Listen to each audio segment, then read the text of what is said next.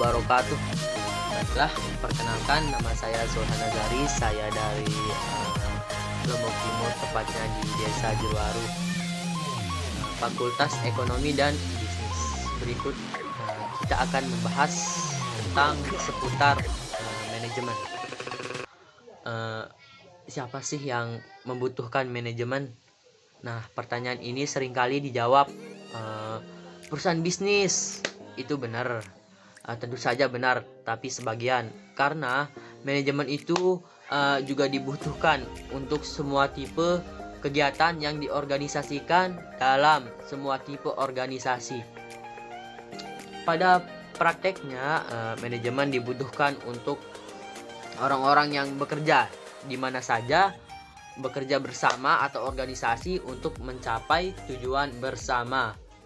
Di lain pihak, manusia pasti akan bertemu dengan organisasi, baik organisasi sekolah, olahraga, militer, ataupun perusahaan. Nah, yang kedua, apa sih definisi dari manajemen? Nah, definisi dari manajemen ialah POAK. Kenapa POAK? Karena manajemen adalah rangkaian aktivitas yang terdiri dari planning, organizing, actuating, and controlling untuk mencapai sebuah tujuan organisasi secara efektif dan efisien. Fungsi manajemen juga universal. Fungsi manajemen itu adalah POAK, yaitu planning, organizing, actuating, and controlling. Nah, yang ketiga itu mengapa sih manajemen sangat dibutuhkan? Nah, karena manajemen itu dibutuhkan oleh organisasi. Karena tanpa manajemen semua usaha akan sia-sia dan pencapaian tujuan juga akan lebih sulit. Ada 3 alasan utama dibutuhkannya manajemen. Nah, yang pertama, untuk mencapai suatu tujuan. Manajemen dibutuhkan untuk mencapai tujuan organisasi dan tujuan pribadi. Nah, yang kedua, untuk menjaga keseimbangan di antara tujuan-tujuan yang saling bertentangan. Nah, manajemen dibutuhkan untuk menjaga keseimbangan antara tujuan-tujuan, sasaran, dan kegiatan yang saling bertentangan dari pihak yang berkepentingan dalam organisasi. Yang ketiga, untuk mencapai efisiensi dan efektivitas. Suatu kerja organisasi dapat diukur dengan banyak cara yang berbeda. Salah satunya dengan cara efisiensi dan efektivitas. Apa itu efektivitas? Efektivitas adalah kemampuan untuk menyelesaikan suatu pekerjaan dengan benar. Sedangkan efisiensi adalah seorang yang mencapai pengeluaran yang lebih tinggi dibandingkan masukan yang digunakan. Yang keempat itu kita akan membahas awal perkembangan teori manajemen.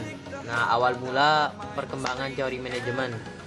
Ada 2 tokoh yang mengawali munculnya manajemen, yaitu Robert Owen dan Charles Babbage. Robert Owen adalah seseorang yang lahir pada tahun 1771 sampai 1858 menurut di buku Hani Handoko. Pada tahun 1800-an, Robert Owen adalah seorang manajer beberapa pabrik permintaan di kapas Neolanark, Skotlandia. Dia menekan pentingnya unsur-unsur manusia dalam produksi. Dia membuat perbaikan dalam kondisi kerja, seperti dia membuat pengurangan hari kerja standar, pembatasan anak-anak di bawah umur yang bekerja, membangun perumahan yang lebih baik lagi bagi karyawan, dan mengoperasikan toko perusahaan yang menjual barang-barang dengan murah. Dia mengumumkakan bahwa melalui perbaikan kondisi karyawanlah yang akan menaikkan produksi dan keuntungan, atau seringkali kita kenal dengan laba. Dan investasi yang paling menguntungkan adalah pada karyawan. Di samping itu, Owen juga mengembangkan sejumlah prosedur kerja yang memungkinkan meningkatkannya produktivitas. Yang kedua adalah Charles Babbage yang lahir pada tahun 1792 sampai 1871. Charles Babbage adalah seorang profesor. Berbeda dari yang sebelumnya, yang Robert Owen adalah seorang manajer, dan yang sekarang Charles Babbage adalah seorang profesor. Profesor matematika dari Inggris. Dia mencurahkan banyak waktunya untuk membuat operasi pabrik menjadi lebih efisien. Nah, dia percaya bahwa aplikasi prinsip-prinsip ilmiah pada proses kerja akan menaikkan produktivitas dan menurunkan biaya. Babbage adalah penganjur pertama prinsip pembagian kerja melalui spesialisasi. Setiap tenaga kerja harus diberi latihan keterampilan yang sesuai dengan operasi di setiap pabrik.